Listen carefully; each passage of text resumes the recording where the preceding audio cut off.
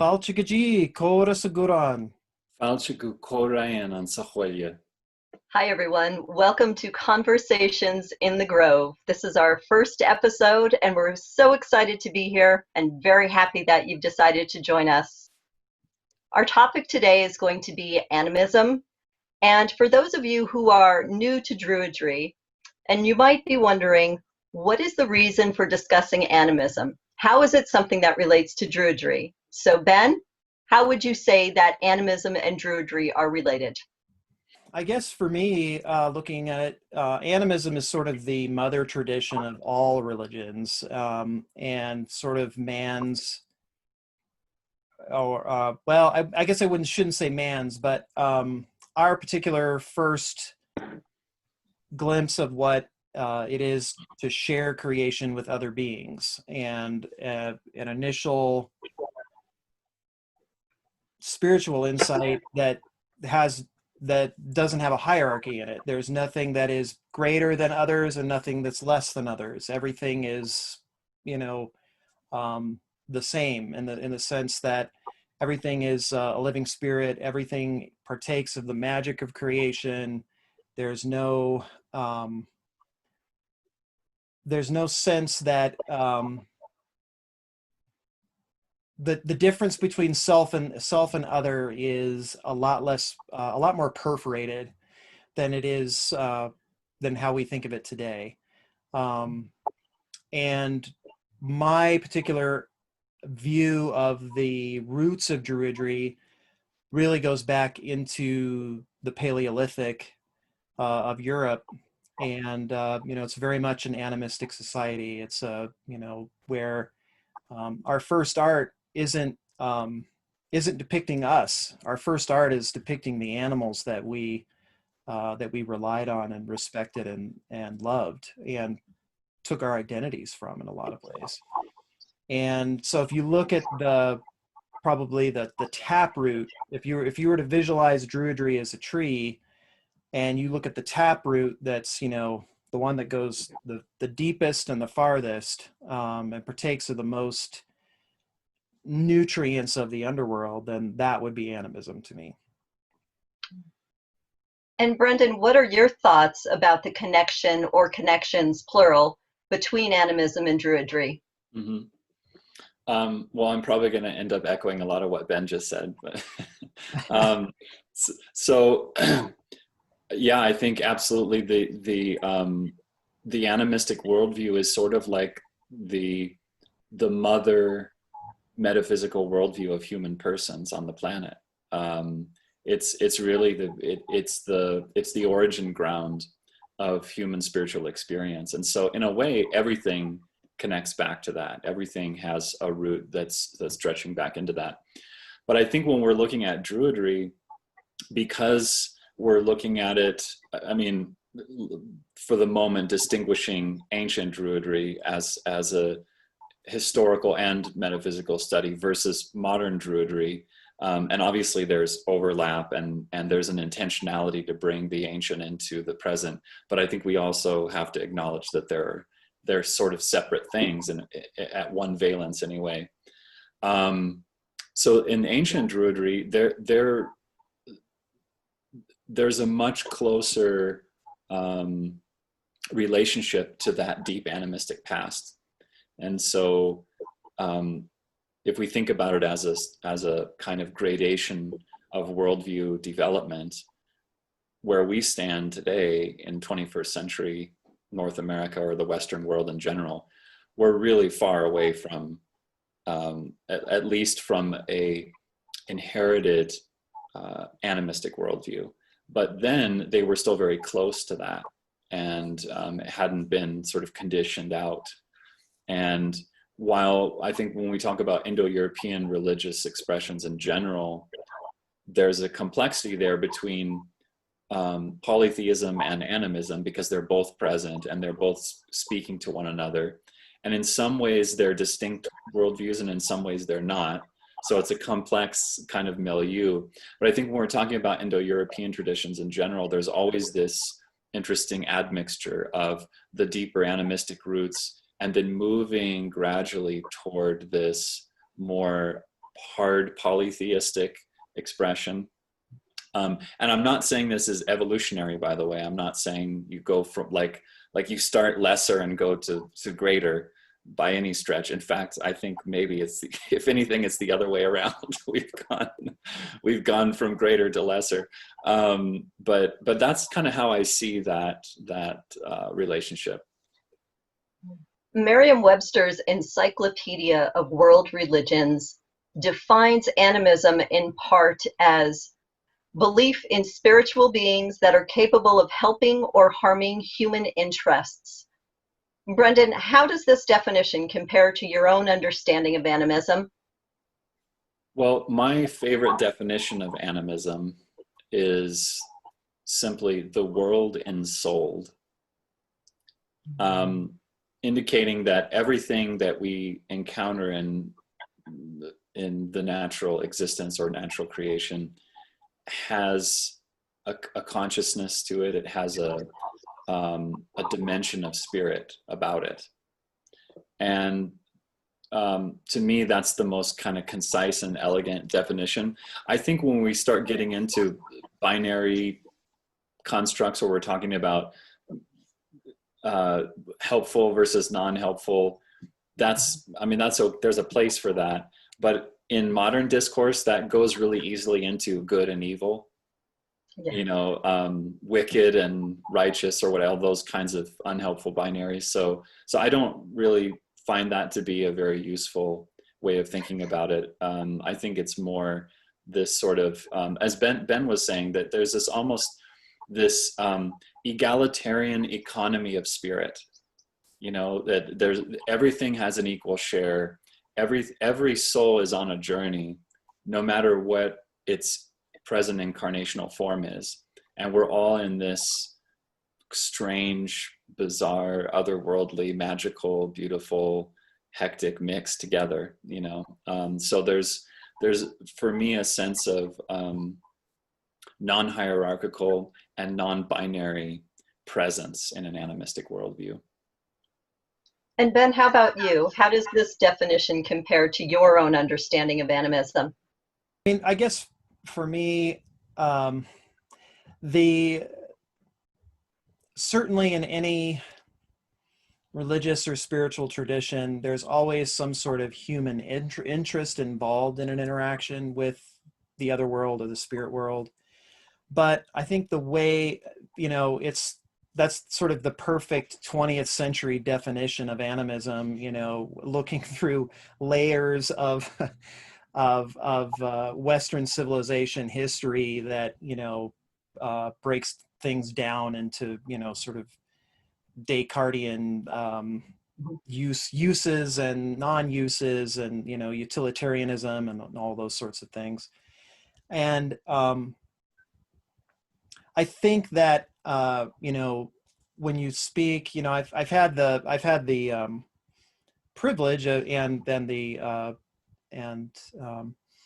having friends who some Ute Indians, Kiowa Indian who I'm close to, and I think that one of the number one things that they see when they look at Western civilization and the way in which it's behaved is this usurious relationship that's grown up between us and the planet. And, the fact that we can just take what we want whenever we want, as much as we want, is sort of the original, I see that as the original sin. And when I say sin, I mean that in the sense of ignorance. I see that as a wound and as a trauma that mankind has endured. And I also see it as we, as a civilization, for quite a long time have marched, our armies, for lack of a better word, onto the natural world underneath the banner of control. And we don't, when you return back down to this original layer of animism, then there is a sense that your blinders are kind of your blinders are taken off in a lot of ways, I feel, because you really see that anything that you take, you must also give. And so there's that element of reciprocity that's always present in an animistic relationship. It isn't for my interests only, and it's not just for their interests. There's a common interest there and a common sense of shared destiny that's taking everything in a particular toward a particular revelation, or a spirit hopefully of reverence. Sir Edward Burnett Tyler, who's the author of a book called Primitive Culture, written in 1871, he shared that animistic beliefs exhibit great variety and are often uniquely suited to the cultures and natural settings in which they are found. Ben, how do you think this links to Druidry and its Celtic cultural influences? Well, like as I sort of mentioned earlier, I've always, I've my own particular way in which I explain and understand the origins of Druidry. I kind of break it down into three traditions. So you have the Paleolithic tradition, which is the oldest, and those would be the cultures that first came into Europe after the ice sheets receded, so a long time ago. And you get the paintings of Lascaux and the various other amazing cave murals that we found. And then after that, you get this sort of transition period of the Mesolithic before it leads into the Neolithic. And I sort of count the Mesolithic more with the Paleolithic, and that's Mesolithic also is incidentally the very first time that Ireland has, that's the first time that we have evidence of people being in Ireland is during the Mesolithic. So, and it's during the Mesolithic that we start to represent ourselves more. You start seeing paintings of people or carvings of people, petroglyphs and that sort of thing. And I sort of see that as sort of the Mesolithic, Paleolithic, sort of the first branch of Druidry. And then the Neolithic comes second. And that's, the big mound builders, the stone circle creators. A lot of those are built on the coasts, and I sort of see it as a seafaring civilization. And they have this, they have an obsession with the night sky. They have an obsession with the stars. And then the third tradition of that would be, the Indo-Europeans coming off of the steppes and, what we call, the people who spoke the language that we now associate with those cultures. But, in the end, it's a blend, I think, of all those three that come together to make Druidry and to make, what it is. And so, and if you look, and just like Brendan was saying, it's hard to, this sort of polytheistic, animistic conversation that takes place is also rather perforated because there's no, like Don Fianna in Ireland, the shepherd of the dead is associated with a particular hill. And you get particular fairy people or lords and ladies or gods and goddesses, however you want to phrase it, associated with particular places. So those places, wells, springs, trees, prominent mountains, prominent boulders and pinnacles, they all take on the nature of this cultural conversation that takes place between the people and the land. And sometimes, figuring out what exactly is polytheistic and what is animistic is nearly impossible in a lot of ways. Mm-hmm. Brendan, what are your thoughts on that? So the thing, as you gave that quaint, antiquated definition, one of the things that that rang in my ears was the connection to landscape or geography. I can't remember the exact term that was used, but that's what was indicated. And I think, as Ben was just saying a moment ago, you cannot, in an animistic worldview, you can't separate spirit from landscape.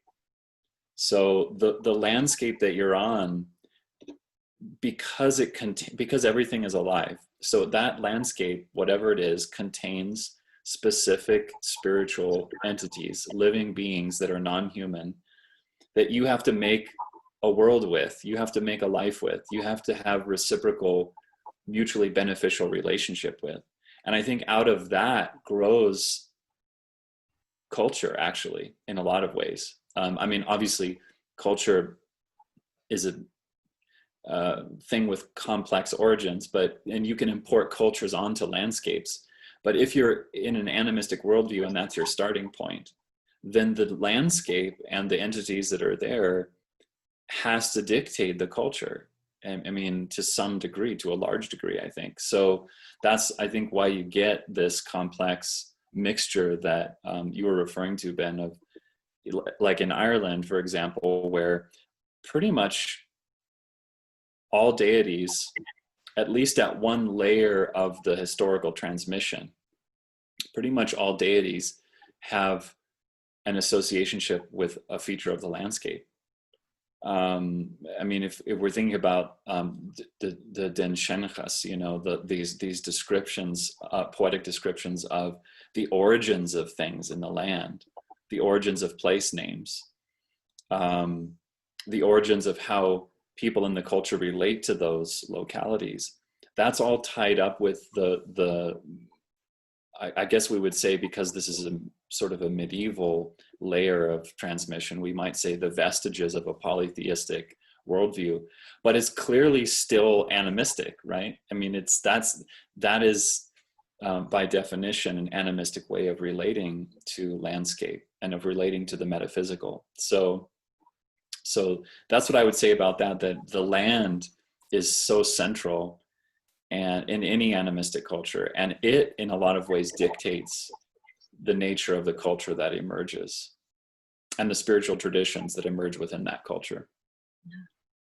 Brendan, I know you have mentioned that you will be starting a class soon on animism. Mm-hmm. I'm curious to know what started you on an animistic path and what you find interesting that you may be sharing with people who are curious and would like to join with you on your class on animism. Yeah. So where I got started, it's sort of hard to trace out in a way. I mean, when I was a child, as I think many children do, I had this intuitive sense that things on the land, things out in the backyard, you know, were alive, and in a really meaningful way, not just in a purely biological way, but also with a spiritual valence, and that I could relate with those things. And I remember having these, they're so vague in my mind now, but I remember having these interactions with spirits in the garden bed and stuff like that. And so that thread was kind of always there. And then through adolescence and all of that, as my spiritual path began to unfold, it just became an integrative part of what I did, and, you know, talking to plants and all that stuff. So it's been almost from the beginning for me, but in a concentrated, conscious way, where I would name it, oh, this is animism, you know, in that sort of sense. It probably started in my mid-20s, I guess, as I began kind of taking threads of different traditions that I'd been educated in and formed in, initiated in, and putting them in dialogue with my own ancestral inheritance in Gaelic and Brythonic Celtic cultures, and just seeing how do all these things interrelate. And I guess from that emerged a kind of a conscious adoption or understanding of my own animistic worldview and how I relate to things. I will say too that when I trained as an herbalist, man, that's a really good way to become an animist, is train as a traditional Western herbalist. And I already was an animist, but it really cemented that for me. And, you know, when you have the lived experience of communicating with plant spirits all the time, it becomes a natural part of the fabric of your life and the way you interact with other people and with the world in general. So, so that certainly helped cement it. As far as interesting things that maybe will be transmitted and that folks might be interested in the course. It's a 5-month course, so there's going to be a lot, but just a few. I'll just say a couple of things. One is, I think it's important to have a conversation about animism in the way that we began discussing it here, as really the root of human religious exploration and experience, and kind of begin to separate that from culturally specific animisms, and have a conversation about cultural appropriation, have a conversation about the fact that all of us have an animistic past. No matter what our genetic or epigenetic lineages are, we all have animistic roots. And so I think opening that conversation and inviting people into that is pretty juicy, and that's important work to do. I'm also really interested in, because I'm a spiritual director, a spiritual teacher, I'm really interested in practicum. You know, how does this stuff practically apply? So once we kind of go through what is animism, dealing with the cultural, political issues, the sociocultural implications, all that, then quickly we're moving, and actually to some degree simultaneously from the beginning, we're moving into experiential stuff. And so building shrines in our homes to nature spirits that are on the landscape where we dwell, creating shrines to the ancestors, and actually the practical dimensions of what it looks like to reach out to these entities and create relationships that are mutually life-giving and reciprocal, and to bring in these practices that are hugely beneficial and also are deeply archaic. Just something as simple as making a gift to the land, inviting a spirit into our home and making gifts to that spirit there. Those kinds of things, which on some level are so natural and human, but for people in this culture that we're in right now, or this non-culture, as I often call it, it's really difficult because there's this rationalistic, Cartesian, and Judeo-Christian barrier of assumptions that blocks people from being able to access that really radiant and necessary, I think, reality that's all around us. So a lot of it will be those kinds of practical things as well. That's excellent. Thank you for sharing that. Yeah, I mean, I guess just to kind of go off what Brendan was saying, there's a certain amount of that it is about building a relationship. I mean, I think that's the most important thing, and especially for people today who we're used to really quick results, and we expect things to happen. We are very locked into this mentality of do A plus B and it'll equal C. and that's not how it goes. It's like developing a friendship with a fellow human being. Some are going to be more open to you based on their past, and some aren't. And you've got to have patience with the process. And I think that's the number one thing, because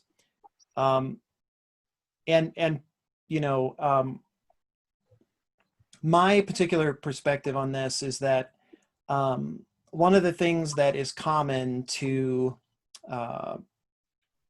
humans and to non-humans, and I mean that in the broadest sense of everything that's that we identify in this particular waking state of consciousness as not us, have experienced trauma, and I think it's something that we all share, unfortunately. And so I think that there is, and this of course is just based on my own experience, and that's all we can really speak from. So there we can, there are techniques that we can talk about, and things that we can give. But the great thing about it is that in the end, it's a relationship you build up, and you use things that work for you, and things that may work in a given area based on its cultural and historical background. But as to use an example of mine, I'm fortunate enough to live right in, there's a spring right behind my house, and I lived here for close to 10 years before I really felt like I had made a very specific connection, and a communicative connection, where I was seeing definite omens and tokens of reply when I would communicate. And that's a long time. And I think most people have, well, I'm not sure. I guess, there's a couple of things that factor into it. One is just the modern pace of life isn't very conducive to that relationship. It's not something we're used to. The second part of it is that what I've noticed is that a lot of Druids, pagans, mystics, they've suffered their own traumas in their own past, and there is it's easy to have a negative opinion of who you are if you do follow this path, because I think people who tend to follow this tradition are, I don't know, it's just a different background. It's just a different worldview. And so when we don't get that immediate result, we can often take that personally, as if we've done something wrong, or we're doing something wrong, or we're not doing enough. And when the fact is we just need to have some patience, and that's the most important part of it, at least for me. And I'm very fascinated to hear what Brendan has to say about this, because I haven't heard him talk about this before. So so that element of patience, and recognizing that there may be a reason that spirits in your area, or spirits that you relate to, may be reluctant to open themselves to you because of the history of the place that you live in, and what may have been done to them in the past. So you're coming also as a representative of humanity. You're carrying all the baggage that your ancestors carried, and all the baggage of the current overculture, non-culture, however you want to put it. And it is it's a relationship that needs healing, and that's what Druids, that's what we're here for, in my opinion. That's the whole point for what we do, and is to bridge that gap between our people and the land that is dysfunctional, that has been hurt. And as a Druid, you have to stand between both of those parties, and you have to see the potentials in both. You have to see the potential in your own people, and trust that your people can evolve, they can learn, they can be better than they are now. And you also have to look, at the land, and try to understand, where they are coming from, and what its needs are, and develop a good way to communicate between those two parties, with as much integrity as you can. Mm-hmm. Mm-hmm. Yeah, I concur. I mean, if we think about the Druid as the intermediary between worlds, that has several expressions of meaning, right? I mean, on the one hand, the Druidic figure is the intermediary between the gods and the human community, the other world, the unseen the world above and the world below, those types of cosmological localities, and an intermediary, between those and the human community, and also an intermediary between the unseen dimensions of this middle world landscape of the natural world that surrounds us, as you're saying, Ben, and the human community. And I think I see the kind of classic druidical role as simultaneously intermediating between all of those things. And if we think about, to go back to your point about trauma and how we bring trauma to any relationship, right? We bring epigenetic inheritance, all kinds of stuff we haven't worked through, things that haven't been grieved properly. Even if it's totally unconscious to us, we're carrying that into any interaction that we have. And in the same way, the land can hold trauma as well. And so there's this complicated meeting of real personalities. The spirit of a well or a spring may hold some kind of trauma. An animal totem spirit in its expression in a particular region, let's say, its children in a particular region may hold trauma. If the human community has been abusive toward that spiritual family or toward a particular entity or what have you.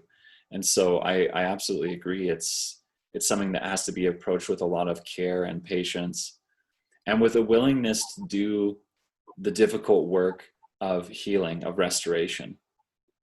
And just like in a recovery process or in the context of counseling, that process takes time. It's never an immediate fix, and as you said rightly, Ben, we're in this society, we're so deeply conditioned toward the fast food approach, right? We want to be able to just drive through and get what we want so that we can say we have it or don't have to think about it anymore and move on to the next thing, right?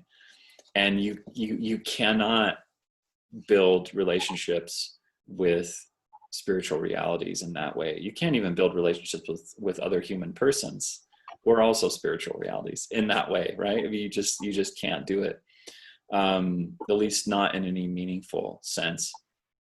So yeah, I second all that, and I think there's an invitation there to be aware of what we're bringing to the table and the work that we need to do internally as part of these relational pursuits. And there's also an invitation to come with humility and compassion and a genuine heart for wholeness and healing, and give gifts. We're not used to doing that, right? We're used to taking and exploiting and commodifying rather than coming with gifts. So just a simple principle like that, which is so core to animism as a worldview, broadly speaking, and to any indigenous cultural expression on the planet, the idea of bringing gifts, of honoring what's in your environment and asking for their blessing, but giving your blessing as well, that there's, again, this reciprocal relationality. That's really the core of it all. I feel like there are a good many people who are interested in Druidry, and they're familiar with Pliny the Elder and his account of the Druids gathering mistletoe on the 6th day after the new moon. And they're also familiar with the idea of how Druids have reverence for oak trees and other trees in general. So my question for both of you is, how do we encourage fellow Druids to broaden their perspectives and view to include acts of kindness and healing for all of the natural world? Well, this is going to sound overly simplistic, but I think the first step is to get people out actually doing it, and to get people to let go of or release the unhelpful modes of conditioning that would tell them that that's silly, or that they look stupid, or that this is some superstitious thing that crazy people do, or whatever, any of those kind of conditionings. And I think that that comes with exposure, and it comes with practice. And for some people, it will take a lot of patience, like we were naming before. But just to create a rhythm as part of your daily life, where you're acknowledging, and you can start in even the most basic ways, like when I walk out into the yard, or I walk along this path in my daily experience, I will just gently acknowledge a tree or a plant or something like that, and just sit with it, come really near to it, both, I'm speaking both physically, but also spiritually, or in terms of our consciousness, come near to it and really appreciate its beauty. And in the beginning, people may not be ready to speak with it or interact with that spirit in a way that's very robust, I guess we could say. But just starting and making a practice of it, and starting to normalize it, so that it's not any longer something that is taboo or absurd or what have you. And I've found with a lot of my students, taking them through these kinds of processes, that it's usually pretty quickly that people come to a space, especially if they have a communal support in this, where other people are doing it, and their teacher is doing it, and they're like, okay, I can kind of roll with this. And then pretty quickly they come to a place where they realize, oh my God, this is just human. This is who I am. And it's who we all are when we remove all these layers of garbage conditioning that we're saddled with. That's so well put. I mean, you know, one of the things that I think we can get, the other part of this is sometimes we can get really obsessed with meditations and ceremony, and sometimes we don't just do the practical things, like, you know, some of the most potent interactions I've had with the spirit of the spring, because there's also an open space that surrounds the spring, and so a lot of people walk up in there, and some people treat it respectfully and some don't, and that's life. Yeah, but what I found is that when I go up and I do things like I'll pick up a lot of trash. I'll pick up some dog poop, which I definitely don't enjoy. And I've learned a lot of difficult lessons that way, metaphorically. But there's I have noticed that when I do those things, I'll get an acknowledgement of some kind, and you know, I've had rainbows appear. I've had small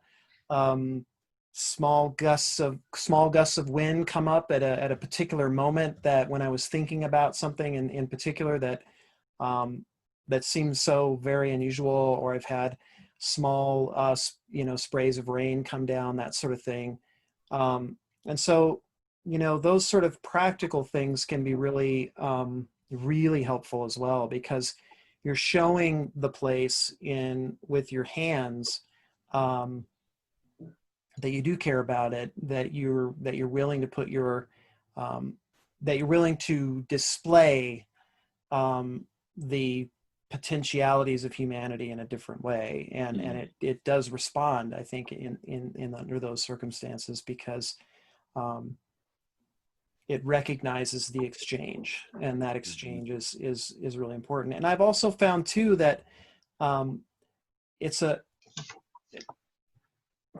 and this probably leads into a whole nother topic, but there's a tidal relationship that happens. Sometimes it'll be very communicative, and other times it won't. And when I say it, you know, I don't mean that in a derogatory term. I just mean it in the sense of, you know, something that is hard to describe in a human, you know, with human vocabulary. But there are times when there's a sense of real communication happening, and it's happening very easily. and then other times when it's quiet. And you know, it's just like, you know, if I was to have a guest over to my house every day, sometimes I'm going to feel talkative and sometimes I'm not. You know, there are times when I just want to be in my room, and I don't want to, I want to be with me, and I've noticed that with the spirit of the spring too. There's times when it wants to communicate, and there's times when it just wants to be left alone. And there's a powerful rejuvenation that takes place with this particular spirit of the spring that I've noticed. There are times when there are certain places in the park that I don't go at all. And there are times when I know that it's best not to interact. It wants to be left alone. And I respect that. I respect that boundary. And you can, if you see it as an experiment, if you see it as play and as kind of a game, if you watch the phases of the moon and you notice the interactions that may happen to take place at particular phases of the moon, or interactions that take place during the course of the day. So like sunrise, actual solar noon when the sun is crossing the meridian, or when the sun is setting, or even the cross quarters, exactly halfway mid-morning, exactly halfway mid-afternoon. If you pay attention to those threshold moments, and then you kind of look at what's happened to you at those particular threshold moments, then you'll start, you start developing a sense of how it communicates, or how they communicate, depending on where you are. Yeah, that's beautiful. I think paying attention to those macrocosmic dynamics and how they interact with the microcosm that we're situated in, that's really a beautiful gateway into natural wisdom. And also, I mean, as it relates to Celtic traditions, this sort of ever recurring, I was going to say recommendation, maybe it's not always a recommendation, but this observation that it's at the liminal times, at those thresholds, whether it be annual or within a single day's cycle or what have you, that those are places that are particularly primed for otherworldly encounter and that are pregnant with spiritual possibility. And there's a lot to be had there for sure.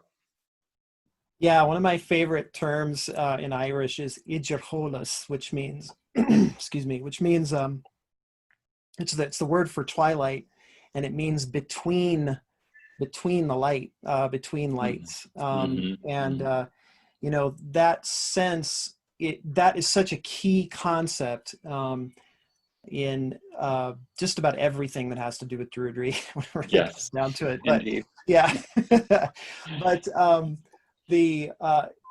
so you have these sunset, sunrise, moonset, moonrise, the culmination of stars, the culmination of the sun and the moon, and in the rotation of the day.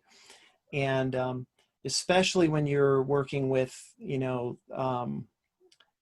idrircholas, those twilight times, everybody senses it. I mean, I don't know anybody who doesn't get impacted by it in some way. I mean, it may manifest for them in a different way. They may have a totally different relationship with it than I do.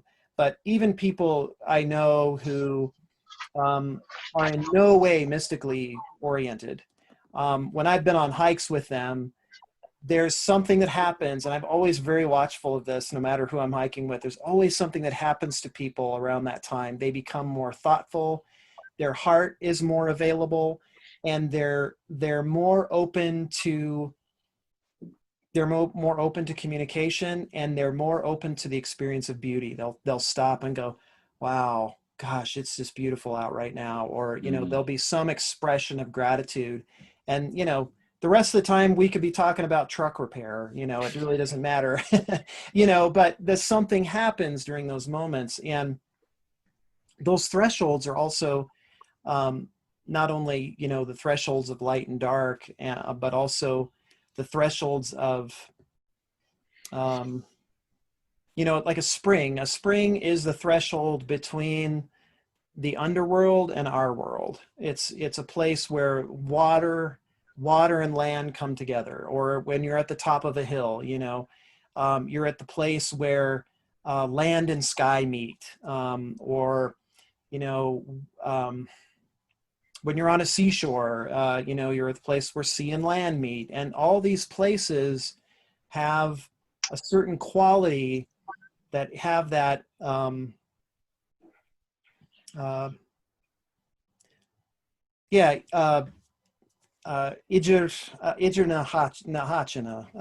they're between places. There's a sense of a meeting that can take place in those places where it may not, where it's still possible in other places, but it's more possible there. Mm-hmm.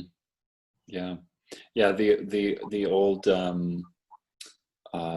Gaelic trope that arises in a variety of stories about the person standing on the threshold of the land and the water in order to incant, in order to give a spell, because that's where the magic is most readily accessible. I want to go back just for a minute to something you were talking about earlier, which is because I think this might be something that folks are interested in. And that is, maybe we could talk a little bit more about some practical dimensions of entering into these kinds of relational exchanges, especially at the outset when it's new for people. And it might have an air of strangeness or silliness about it. You were mentioning cleaning things up on the land, picking up trash, and the travails of cleaning up dog excrement and whatnot. I think there are other things in that exact kind of spirit that you're naming. There are other things too, like occasionally I'm in a grove, or let's say an aspen grove, for example, and it's a place where there's human interaction, but it's not careful human interaction, and the grove feels like it's energetically depleted. And I noticed dark branches everywhere and dead wood that's not been cleared. And sometimes if there's nobody around, especially, I'll just go in there and I'll start clearing out dead wood and just bringing some light and air and spaciousness to that grove. And even if people aren't, I mean, when I'm in there, I'm talking to them, I'm making prayers, I'm leaving gifts and stuff too. But even if people aren't ready to do that, just starting by interacting in those ways, or maybe there's a place that's really arid where you live, and you notice there are because of climate change, this is obviously increasing in many places, there might be plant species that are really struggling, and you could take water there and just make a simple gift of water daily or semi-regularly as a way to interact in a fashion that's actually helping the physical embodiment of that particular spirit, without getting too wrapped up in ideas about, am I making this up, talking to plants and all of that stuff, which is a whole other kind of layer of it. But even just that basic level of interaction, I think that can be a huge doorway. Yeah, I agree. And, I think, and I remember, when I first started doing a lot of these practices, it started for me behind, I'd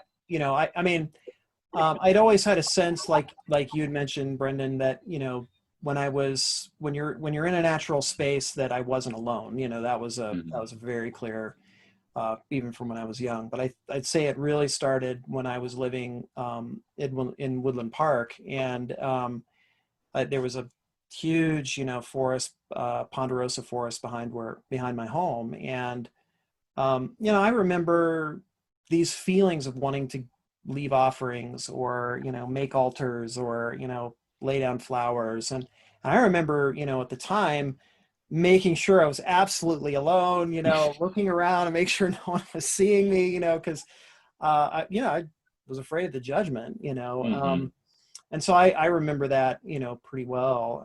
And I think everybody struggles with that, who goes on this particular journey.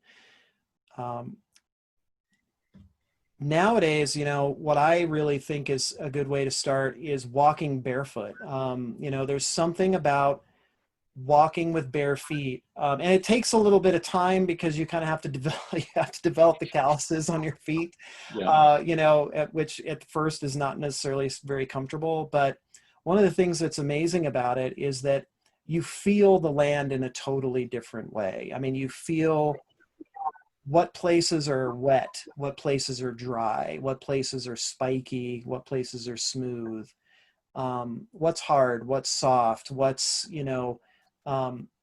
cool, what's hot, Mhm.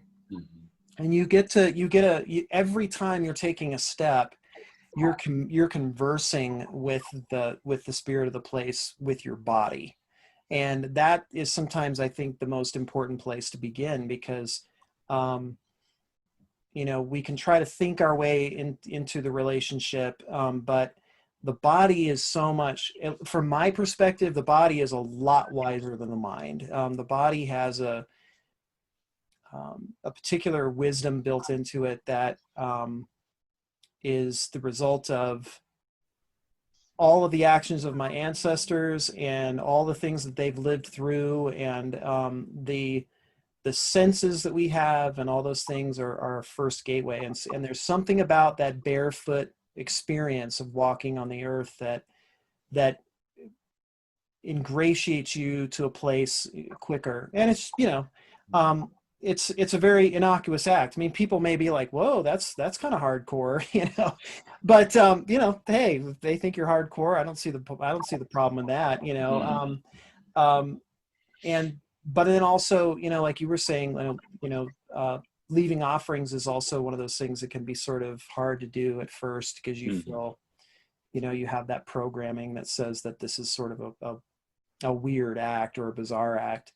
And I think part of the reason that's so deeply ingrained in us is not by accident. I really do feel like there was a conscious effort at some point in the past, because of the development of how civilization has, moved and changed, that, the natural world had to be sort of denuded of spirit in order for us to do the things that we've done, materially. And, the subversive revolutionary act that you do when you just leave an offering to a plant or to a stone or to a well is a flip in consciousness that never leaves you. Once you've crossed that Rubicon, there's no going back, baby. Like you're there, you'll be there for the rest of your life, because there's something that happens that changes the way you feel about things. And that one experience, pushing through that feeling of, maybe, I don't know, of feeling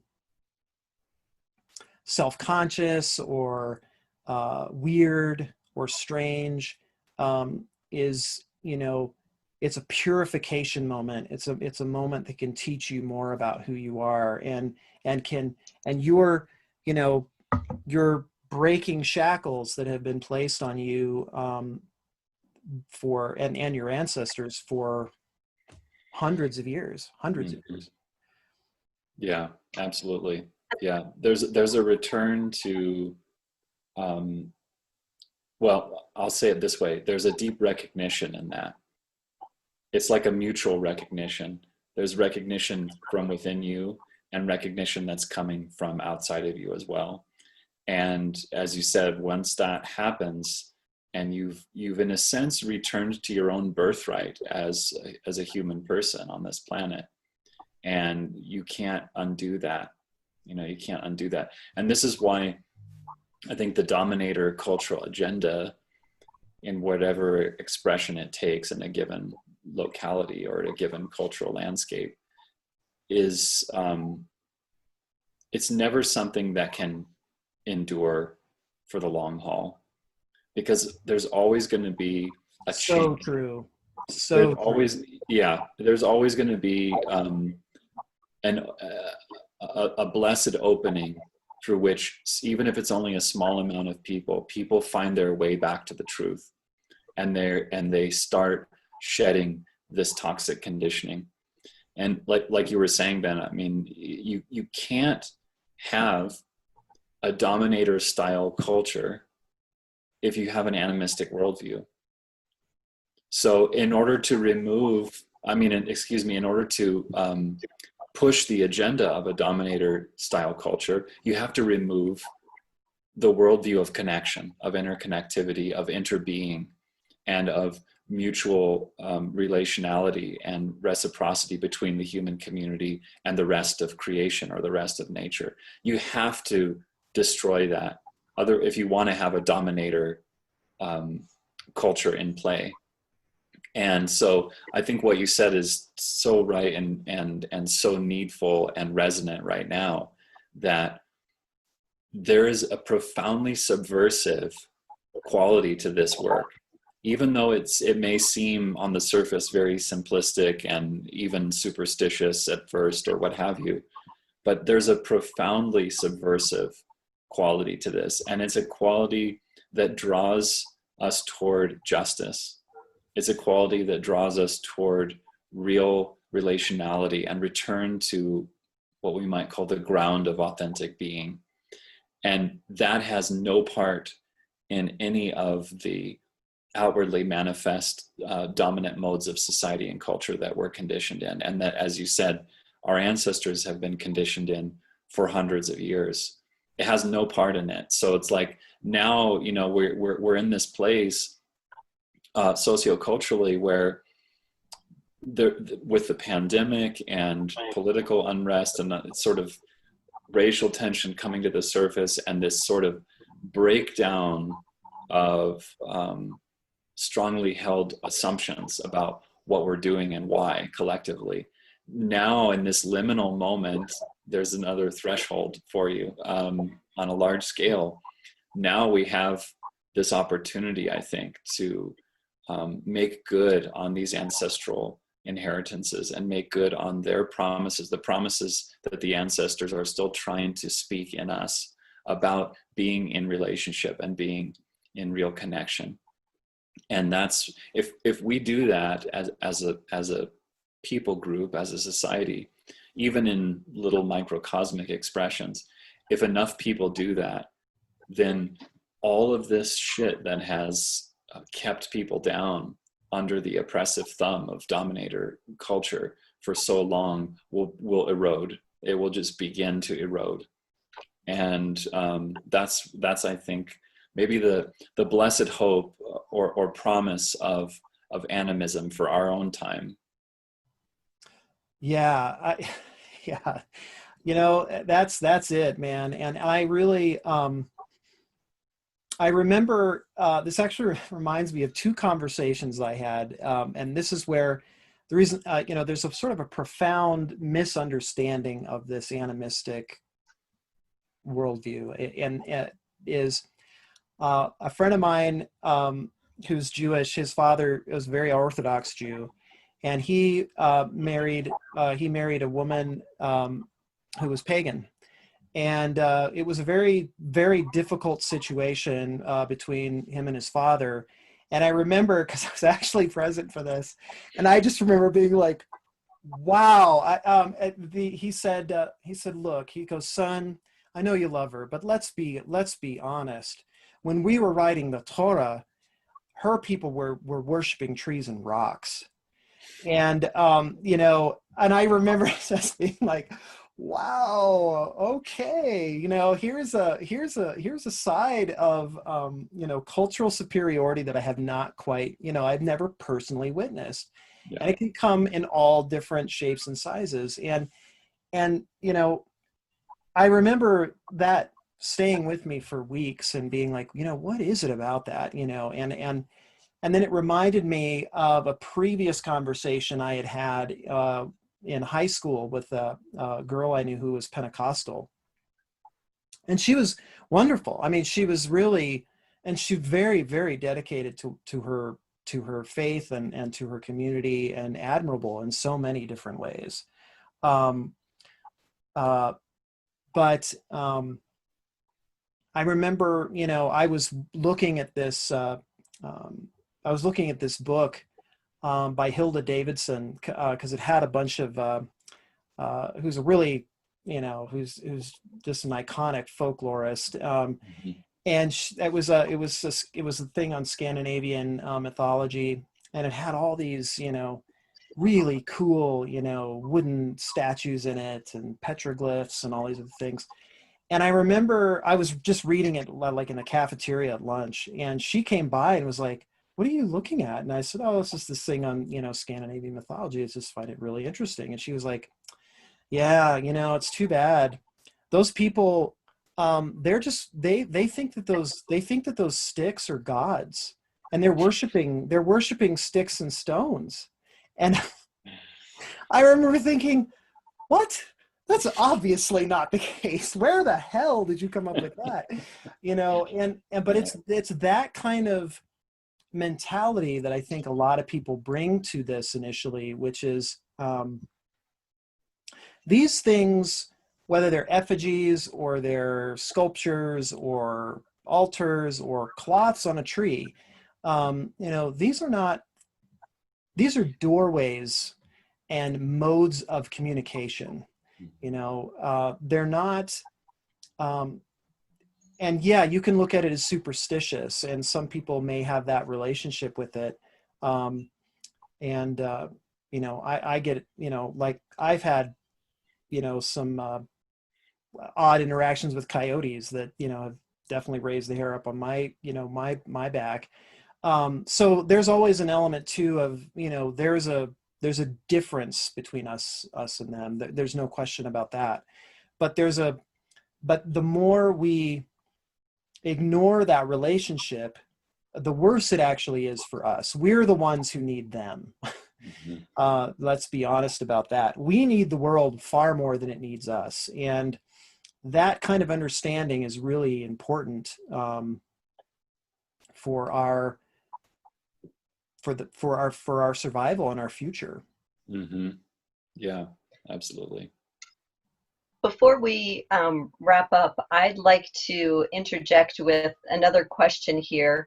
From a practical standpoint, when we are discussing the specifics in terms of practicing, whether it be animism or whether it be something that is definitely related to Druidry, I'd like to revisit the idea of offerings. And the reason I want to is just to give some perspective to it. I have in the past seen situations and places that people view as being very holy and very sacred. And in their effort of showing reverence or building a relationship with the spirit of the place, they make offerings. Sometimes I think the offerings are well intended, but over a period of time, I get concerned about the environmental impact of the nature of some of these offerings. What I'm speaking of is people leaving candles that are in glass containers, people leaving cluties, which I think are wonderful in practice, but it kind of has a tendency to maybe clutter the space. People leaving offerings of alcohol, which may be welcome in some traditions, but deemed offensive to the earth in other traditions.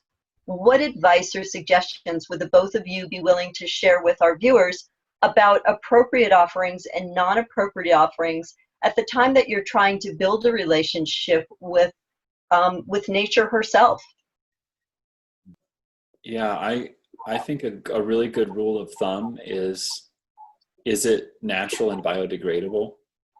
That's a good question to ask yourself when you're thinking about making offerings on the land. I mean, I know what you're saying, Arlene, and there's sort of a more complicated aspect of this question, which relates to certain practices that we find in a variety of cultures, but including Irish culture, of leaving particular kinds of objects at holy wells, which have a certain symbolic meaning. but in our contemporary world might not be natural objects or biodegradable objects. So that's maybe, we can talk about that if you want, or maybe that's a conversation for another occasion. But I would just say in a kind of simplistic, but hopefully helpful way, that a good rule of thumb, something I always impart to my students, is if you're going out on the land and you're thinking about bringing gifts with you, gifts of food or plants, beverages that you're not leaving, plastic bottles around and that kind of stuff, but just pouring an oblation onto the land. What I always have with me is a pouch of dried plants that I give as offerings. I carry it on me all the time, so that I never have to think about, what's the impact of this going to be physically on the landscape. I think that's a really good rule of thumb. Yeah, and I guess, I think it depends a lot on the context of the place as well. So myself, when I'm here, like in Colorado or when I'm up in the mountains, I do tend to leave things that I know are gonna, just biodegrade, that they're gonna, join the land, seamlessly.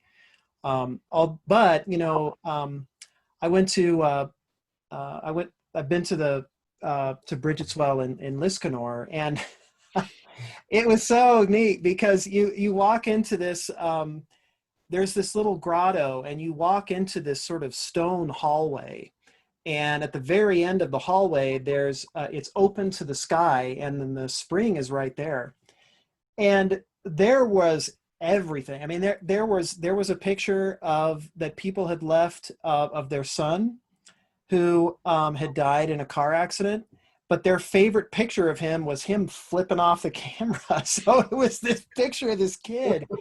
And, at first I was kind of shocked, but then you realize, like, you see all these notes of people, and the, when there were plastic effigies of Virgin Mary and Bridget, and there were, totally, red ribbons that they had just bought in the supermarket, those sorts of things.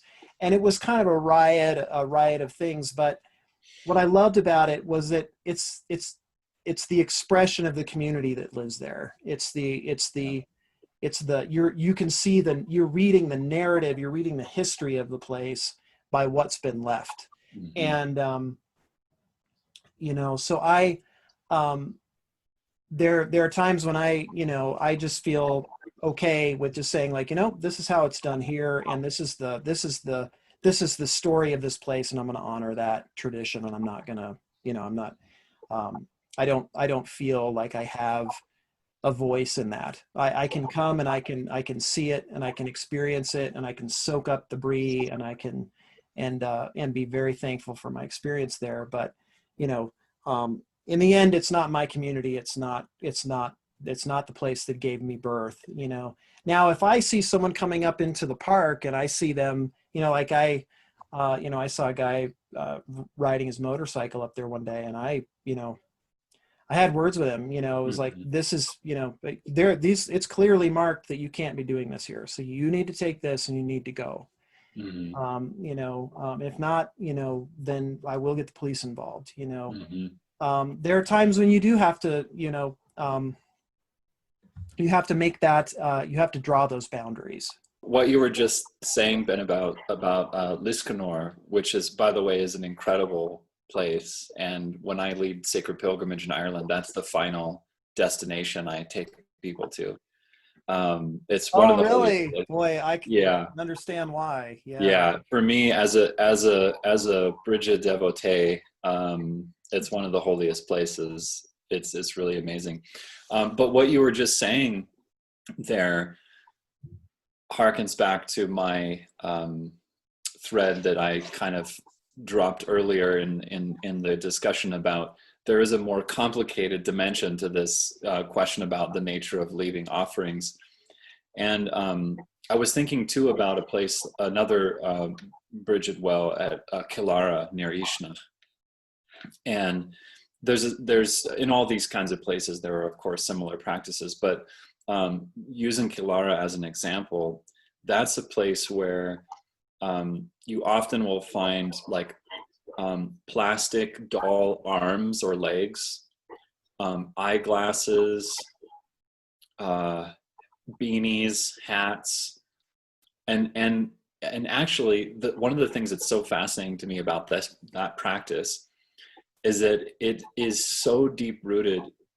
It's rooted to what we see expressed in Iron Age and even slightly earlier practices, where they would carve wooden arms or fashion bronze, limbs of the body or eyes, and then offer those into holy wells, because they're asking for healing either for themselves or someone else in regard to that particular part of the body.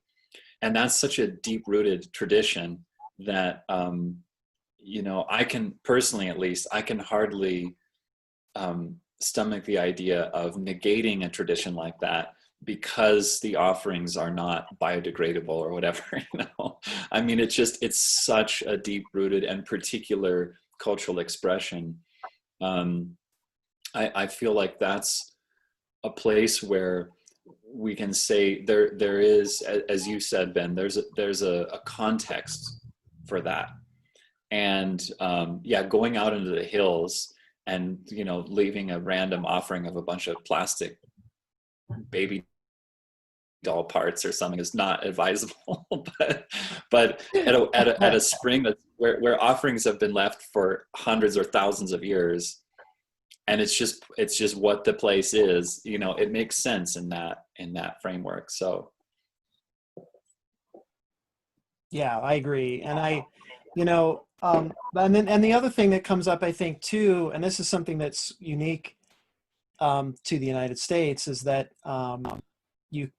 occasionally you'll come across places that are sacred to the First Nations, the indigenous cultures here, and that's also can be a difficult territory to navigate, because it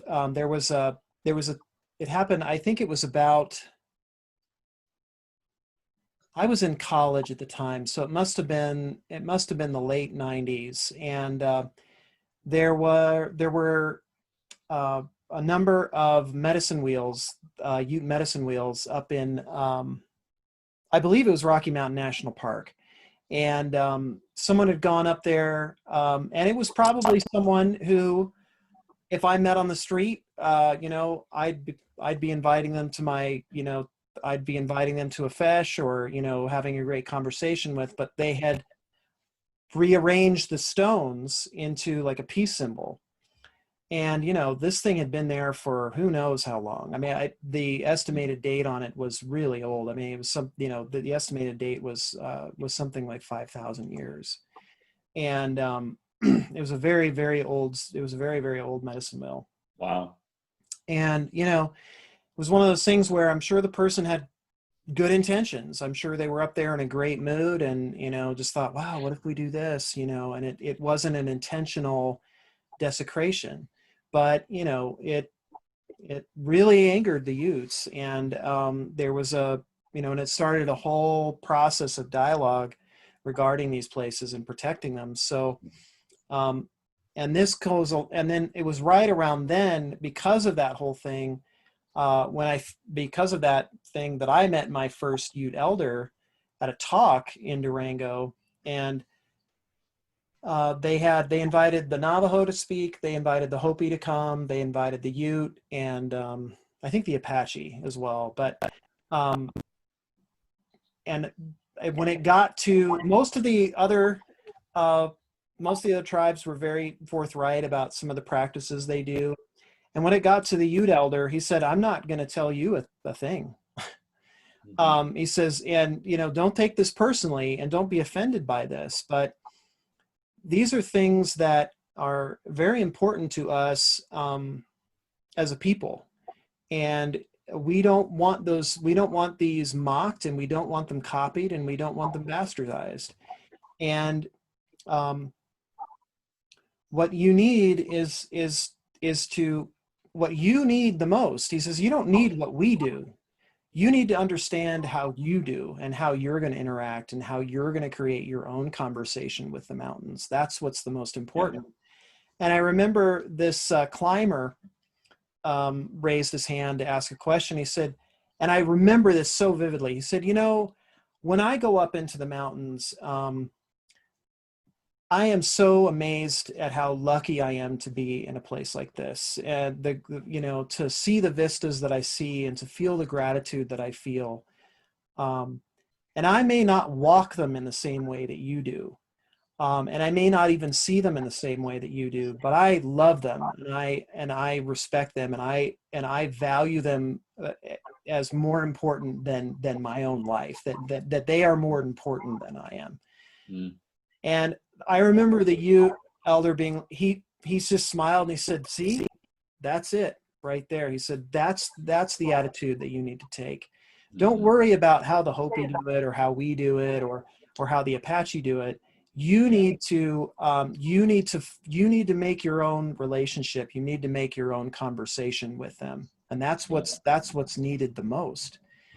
And all of the other elders there were like, "Yes, yes, yes, yes."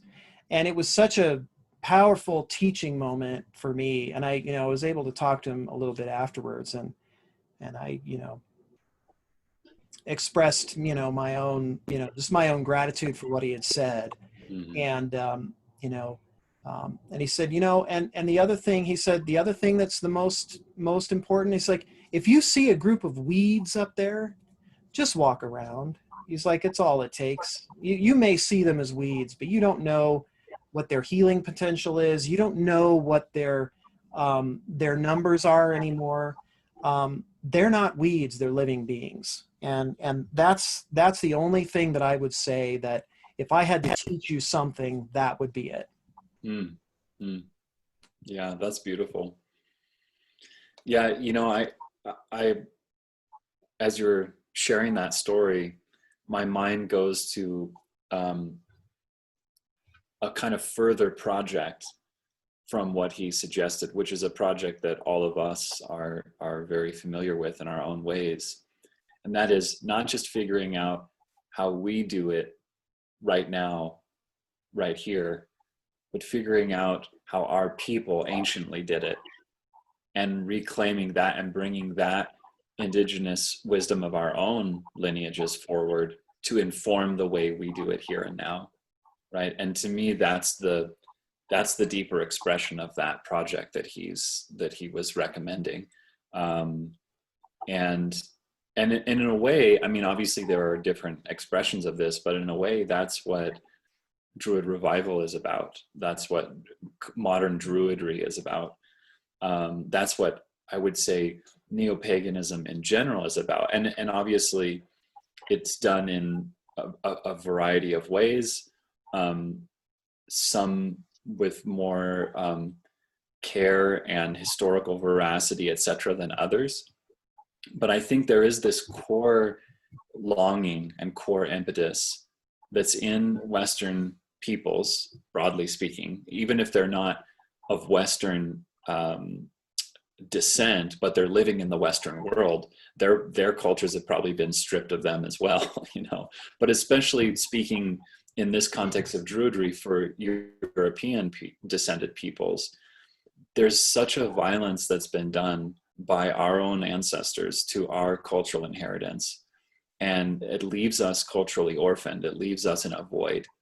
And so when we come into a situation like this, where we're interacting with landscapes that are not ancestral landscapes, but landscapes that we find ourselves on, that we have to make a relationship with, if we want to live well and whole and walk beautifully on the land, then we have to find a way to do that in a fashion that makes sense. And I think where we can come into that work in a really deep, meaningful way is when we step into our own ancestral streams and bring that wisdom forward and reclaim it, so that we can say, when I go out, and this is how I always approach this kind of thing, when I'm going out onto the land, even if it's not a sacred site per se, I mean, it's all a sacred site, right? But if it's not a site that's associated with a particular indigenous culture on this landscape, when I'm going out on the land, I'm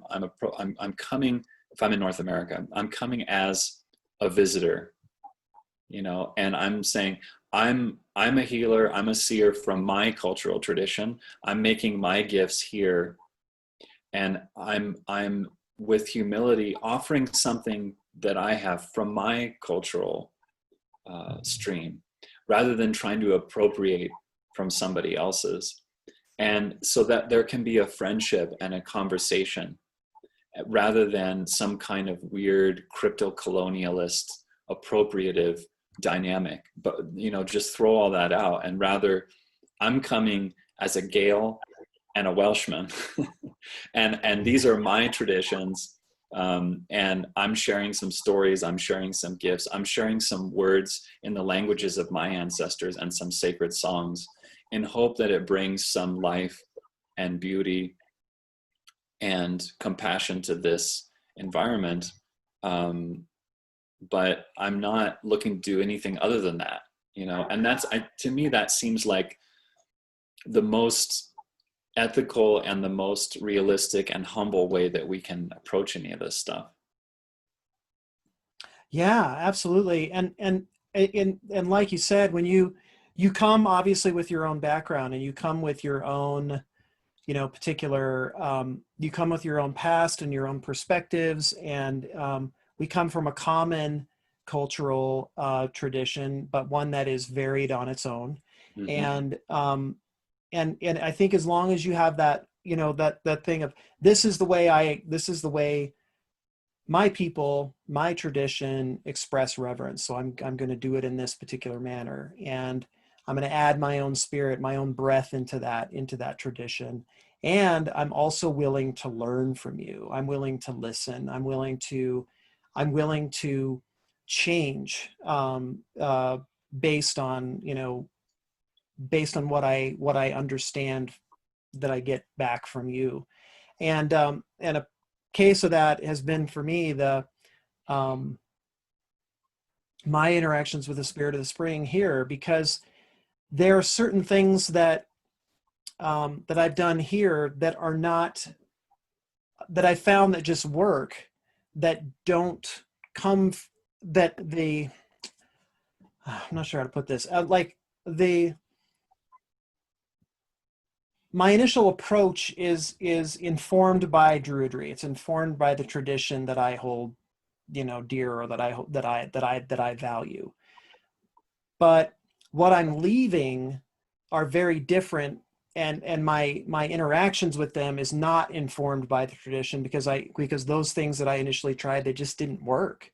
I wasn't getting any feedback from the spirit based on those things. So what ended up happening was the creation of a new new mode of communication between me and the spirit of the spring. And you can try the initial things that the tradition may tell you, do this, do that, but if they don't work, you have to be willing to try something else, and you just have to experiment, you know.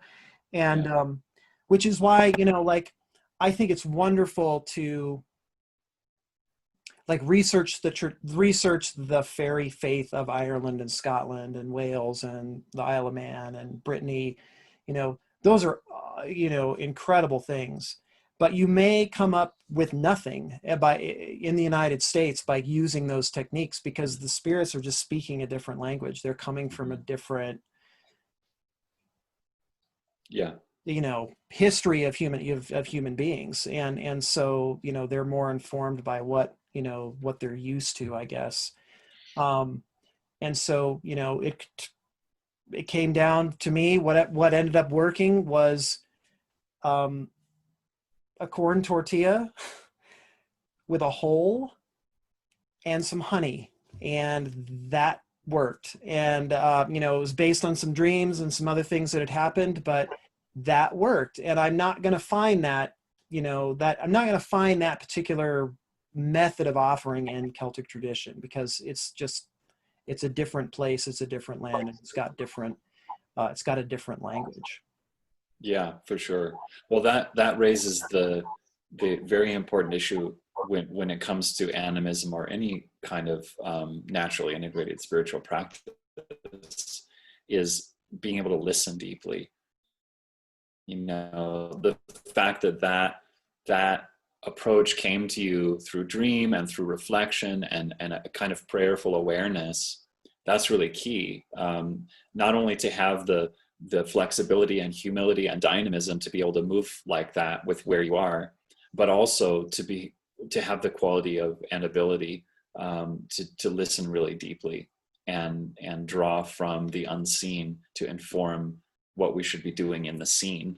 You know, there's a story. Oh gosh, it's really vague in my recollection, but there's a story that I heard at some point that was related to I believe it was a Scottish herbalist coming to the United States, like in the 1800s, and in a village on the East Coast somewhere, settlement, and the people there asked him, well, did you bring, you know, all your plants and stuff? He said, why would I do that? I'm going to learn the plants of this landscape. Why would I bring plants from over there? They're not the healing powers of this land. You know, they're the healing powers of that land. That's a great example. Yeah, it's a great example. I think it's important to have that. It's almost like just like spiritual common sense, you know, to have that approach to how we interact with spirits on the land. It's an interesting conversation that the two of you are having, because one of the things that I wanted to bring up and one of the things that I wanted to mention is the aspect of Druidry that kind of focuses on prophecy and seership. And my question was along the lines of, in what ways can practices that are found in animism, how can their principles enhance or otherwise support people who are following a Druid path and are called to prophecy or seership? So I know that the two of you have kind of touched on some things to begin with, but I'm wondering, in a more broader context, are there other ways of communication with the natural world that might be beneficial to people who have an interest in prophecy and seership? Seership in the sense, and then, you know, of course, we may, what I see as seership may be something maybe very different from what someone else sees it as, but my idea of what seership is slipping into that liminal state of consciousness where the rational mind and language are functioning in a different way. There's totally different rules, and it's a more emotional and it's a more symbolic method of communication. It's not so rational. And when it comes to, though, that state has been the one that's been the most efficacious for me, I guess, in dealing on an animistic level with the landscape, because when you're able to get into a place that, like the Druids had to tap into something that was greater than Celtic culture to make Celtic culture. Celtic culture is an expression of something that is vast. It's you know, the vast power of Danu. It's the vast creative potential of Danu. And Celtic culture is one expression of that. But the Druids, in order to maintain and vivify and continue the story of Celtic culture, have to tap into something that's deeper than what Celtic culture is. And that is, you know, and if we're just talking from a practical perspective, you know, I've done very simple things that have worked out very well for me, you know, like the whole notion in the tradition of, you know, at the water's edge, poetry is revealed to poets. And poetry, when, like, my advice to anybody who studies Druidry, when you see the word poetry, realize what that word is actually saying. That word is very powerful in the tradition and means a lot more than just words strung together in rhyme. It's poetry is life. Poetry is being. Poetry is destiny. It's spirit. It's the doorway. It's that one thing that opens all the doors. It's the key to all the locks. And so when they say poetry is revealed to poets at the water's edge, you know, one of the things that I've done has been just the simple lighting of a very small fire in like a brazier, lying down on the land next to the water, to where, you know, my whole body is touching the ground. My palms are on the earth, and I just listen to the sound of the water, and I allow my mind to let go. I just like I don't keep the grips on. I don't try to keep the grips of consciousness on it, but I also don't want to fall asleep. And it just takes practice to work with that place where you're not awake, but you're also not falling asleep. And you will hear things, you'll see things, and sometimes they won't make sense, but sometimes they do. And when that happens, you're meeting those spirits on that animistic level that's far below the level of culture. Although I think it's impossible. At least I haven't been able to. Let's put it that way. It's probably not impossible, but I haven't been able to get to the point where my culture is gone. But I do think it's a possible. I really do. I do think that's a possible state. But that it's those kinds of, and then I'll leave an offering of some kind, like, you know, the one I spoke of earlier, if I'm communicating with a spirit here. So going into that sort of seership level of consciousness, and we could talk about those practices we could do an entire series on that. Sure. You know, that's probably, I guess, my initial, you know, response to that question, Arlene, would be that kind of approach. Brendan, how about you? Yeah, that's great. I love that, Ben. I was going to recommend something similar, though. I'll just give a recommendation that's in a slightly different mode, but it's the same basic approach. Going out on the land, sitting with your back against a tree, and using either a meditative technique or some kind of tool of trance induction. It could be rhythmic, it could be a drum, something along those lines. Or if you want to be really, Celtic cultural appropriate, you could use a bronze bell instead, you know, with a rhythm. And just allowing, and this is where basic contemplative practices and meditation techniques really come in handy, and they become extremely not just useful but needful. I mean, they're really requisite, because if you're not able to leave all of the kind of mundane daily garbage aside, then you can't enter that state of receptivity that we're calling a state of seership here.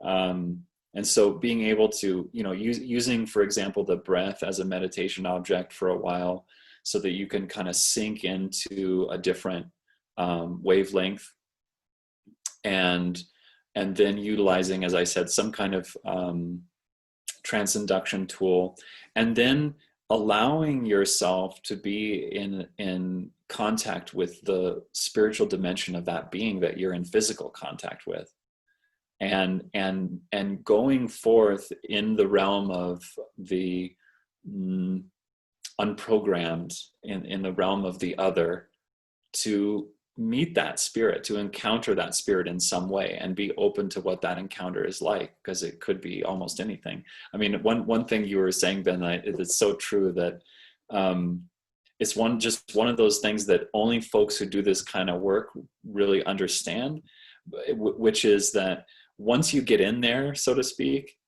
it's weird, man. I mean, it gets weirder and weirder, you know. Yeah, And this, that's a perfect description. Yeah, totally. and so the conversation about cultural specificity falls away pretty quickly, because you're like, shit's coming from all over. I don't even know what's going on here. I mean, this is like this Yeah. is wild. And yet it has the resonance of truth value, right? So you know that it's coming from a place of genuine depth that's so far beyond what our ordinary little minds can grasp. And that's a signature, I think, of the real kind of seership experience, a trance experience, is having that sense that this is deeply true and resonant, more true than anything else, really. But it's also super weird and doesn't fit into any of my expected frameworks. So having the openness to encounter whatever comes, you know, I think this is simple. Again, as you said, Ben, we could do a whole season on these kinds of practices, and maybe we should do that. But Yeah, that's probably a good idea. just Note that yeah. down. Note that down, Arlene. That's probably a good idea.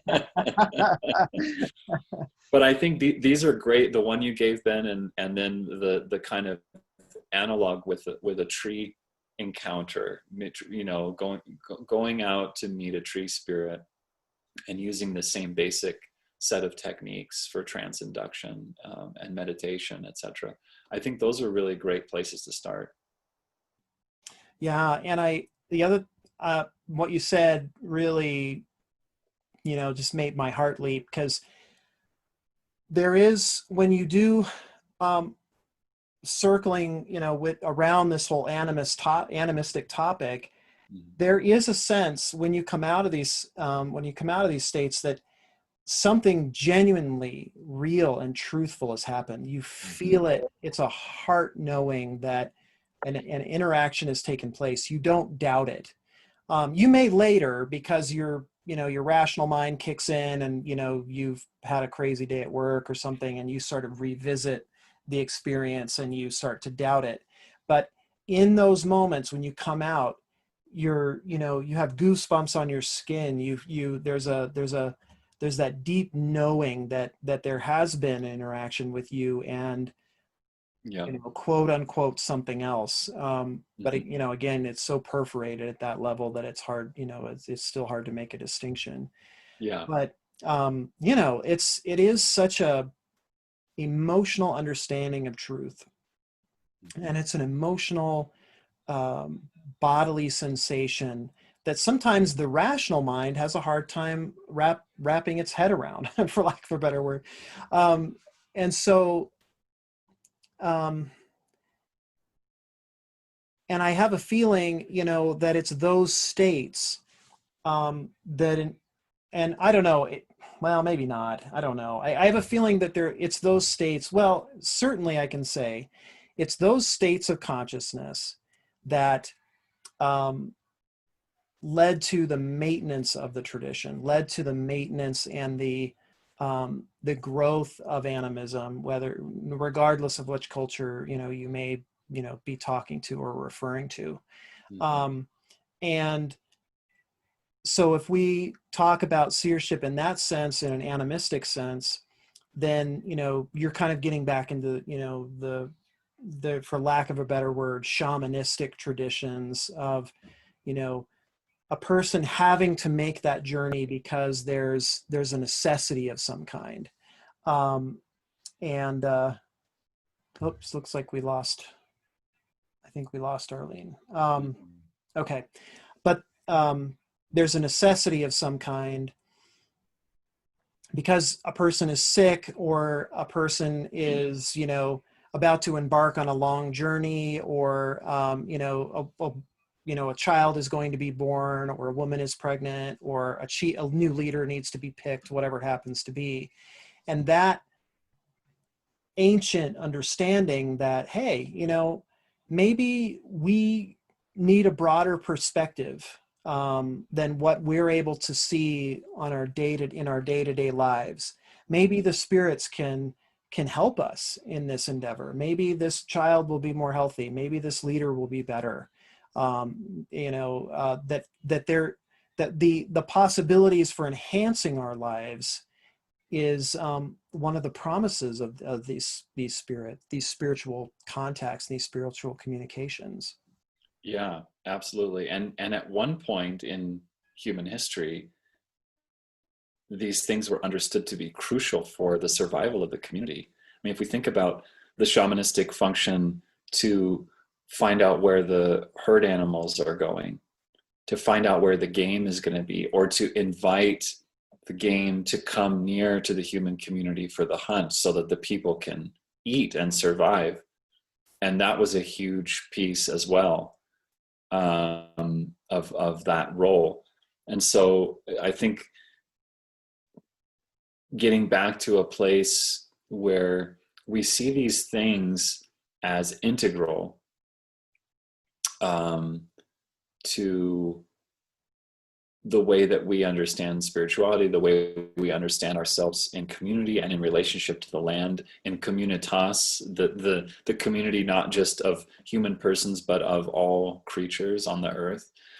I think understanding that there is a critical role that these things play. It's not frivolous. It's not, oh, sure, let's talk to a tree today, go out and, I mean, these things have profoundly deep roots, and they have roots that connect to a kind of perceived critical importance in the human reality. And I think that's really significant to bear in mind. I was thinking too about, you were talking about that the role of the seer or the shamanistic functionary or what have you in going in and retrieving information. And, that lovely tale about the recovery of the 10 and how, it had been forgotten for so long. And a seer went and slept on the graves or the tombs of the ancestors for 3 nights and brought it all back. I mean, what a powerful attestation to that, Yeah, and I've always found it sort of interesting that right now we really elevate the power and the amazing emotion, the evolutionary achievement of the rational mind. And in some ways, it is. We've done incredible things with mathematics and science and engineering and all the the quote hard sciences. But I think what we also don't, we look at rationality as this amazing evolutionary achievement, and yet, why don't we look at our intuitions in exactly the same way? Why do we look at one as better than the other? And that, I think, is one of the biggest,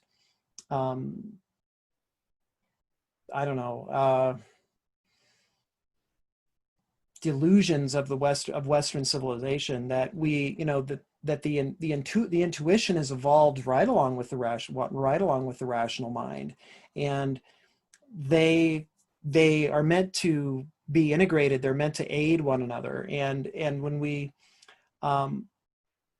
Seership and these animistic traditions, they're profoundly, we wouldn't have used them for as long as we did if they didn't have some very practical benefit to us in some way. And I'm not saying that's the only benefit they had, but they would have had to have had some practical use for us in order for us to use them as long as we did, whether it's to enhance the hunt or, cure disease or, better order, tribes and cultures and, and to follow the rhythm of the stars and the waters and, navigate over the seas and find new lands. And, it's so frustrating and disappointing sometimes that because we have the certain worldview that we have now, we just throw the baby out with the bathwater and say, oh, all of this trial and error experience that mankind had for literally millions of years is nonsense, and it's something we should just discard. Right. it's a bad choice, and we're seeing, I think, when it really comes down to animism, and our abandonment of it, we're seeing the results of that right now in a big, very scary, very real way. Yeah, absolutely. And maybe to bring us back full circle here, I think that comes back to the conversation you mentioned you had with your friend in high school, about, all these primitive, silly, superstitious people, or the Orthodox Jew who had this sort of what I'll just go ahead and call an arrogant view of the situation. Yeah. And this is the problem with these patriarchal dominator traditions, like the Abrahamic set of traditions, and going a lot further down the line in our Western trajectory, the rationalistic approach, which really just comes out of that same religious milieu in a strange but very real way. Yeah. And that overemphasis on the rational and the discursive and the analytical, and the overconfidence in the human person's ability to really deduce what's going on, and to by themselves speak intelligently into that has really led us down a dark path. And so undoing that false set of assumptions about all of this stuff, animism, any indigenous worldview expression, everything we've talked about today being primitive and something that we've culturally evolved beyond, that's sort of like task number one. Let's begin to shed all of that so that we can really enter back into real communion and real relationship with the rest of creation.